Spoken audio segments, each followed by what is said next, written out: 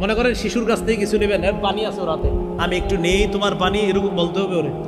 সুবহানাল্লাহ, ওর কাছে অনুমতি নেওয়া। বুখারীর হাদিস 2602 নম্বর হাদিস, 2602।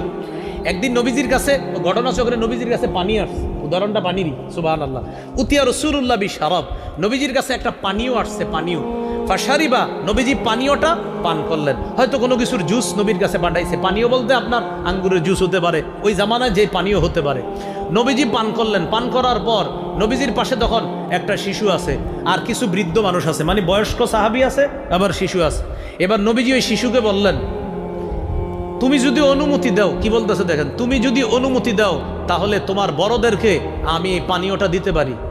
ওই শিশু বললেন, ইয়া রাসূলুল্লাহ, আপনার বরকতি অংশ আমি কাউরে দিতে পারি না।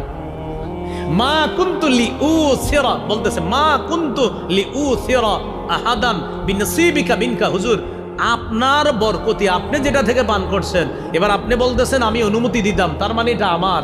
অনুমতি দিলে আপনি মুরব্বীদেরকে দিয়ে দিবেন, আমি অনুমতি দিব না, কারণ আপনার বরকতি জিনিস আমি কাউরে দিব না। তাহলে শিশুর কাছে অনুমতি নেওয়া, বলেন শিশুর কাছে কি নেওয়া? হ্যাঁ, এই হাদিস থেকে বুঝলাম কতগুলো, 35, সর্বশেষ 36 নম্বর, শিশুর অধিকার। শিশুকে ভদ্রতা শিক্ষা